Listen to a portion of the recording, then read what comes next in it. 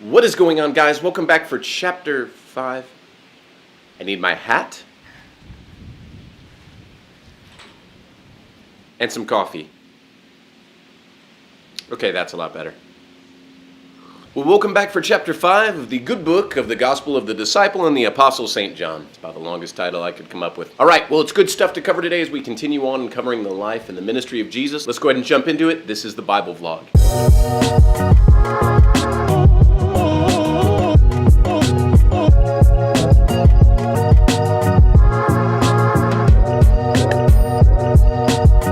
Chapter 5 opens up with a really unique location, the Pool of Bethesda. Now, this actual site was found in the past century, and it's the double pool at the Church of St. Anne in Jerusalem. Now, the site looks nothing like what it used to back in the day, but at the time Jesus walked the earth, it served a very special purpose. So look at verses 2 through 4. Now there is in Jerusalem by the sheep gate a pool, which is called in Hebrew Bethesda, having 5 porches. In these porches lay a great multitude of sick people, blind, lame, paralyzed, waiting for the moving of the water. For an angel went down at a certain time into the pool and stirred up the water. Then whoever stepped in first after the stirring of the water was made well of whatever disease they had. All right, so this is already a pretty crazy place. All around this pool are sick people, blind people, paralyzed, you name it, and they're all just waiting for the water to be disturbed somehow. Now, I don't know for sure how they knew when the water was being stirred by this angel, but I can only imagine the ensuing chaos once it happened. I'm sure you had people desperately trying to just throw themselves into the water at just the hope of being cured. I mean, think about it. Medicine wasn't what it is today. For many people, their only hope to ever be healed was to spend their entire life sitting by this pool, trying to be the first one in. Well, not one to disappoint, Jesus visits this pool and meets a man who has not been able to walk for 38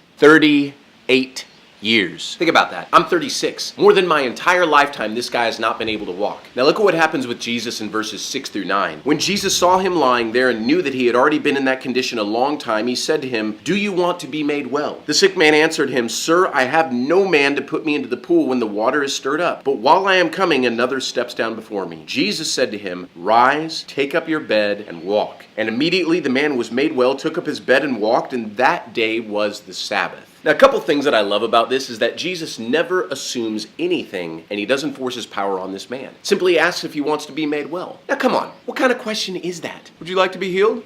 Is the Pope Catholic, Jesus? Yes. What do you think his answer is going to be? But this is the way the Spirit of God works. He never forces his power, grace, or even salvation on you. It's always your choice if you want him. Now, one very important thing that the Bible mentions in verse 9 is that this all happened on the Sabbath. Oh no!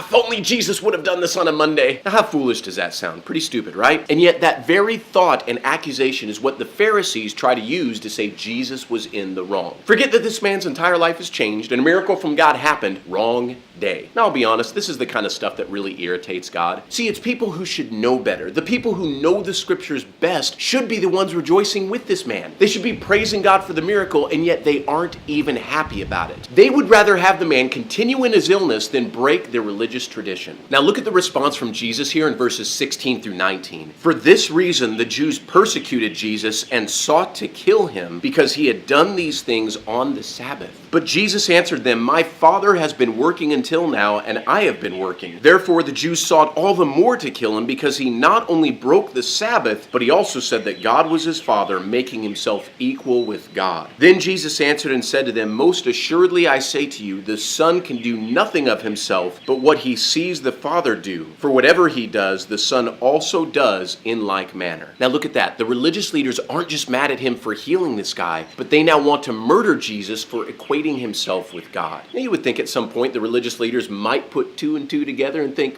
Jesus did just heal this guy right in front of us. It seems to be a miraculous miracle, but nope.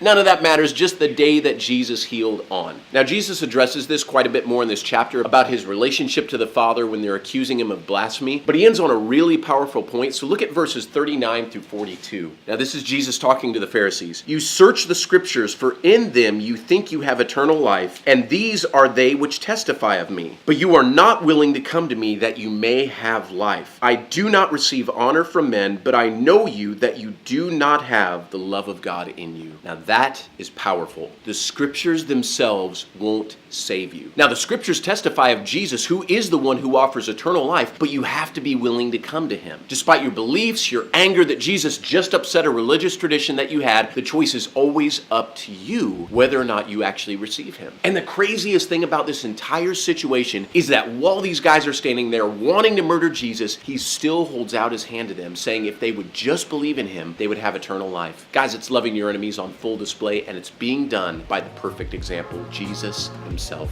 Boys and girls, that is a wrap for chapter 5 of the book of John. As always with these longer chapters, there's still a lot that we can't always cover, so please make sure you're reading along with yourself and not just listening to my gift of gab. All right, we'll come back tomorrow for chapter 6. More good stuff to come still this week. Hope you're doing good wherever you're watching this from. You know I love you. We'll see you back here tomorrow.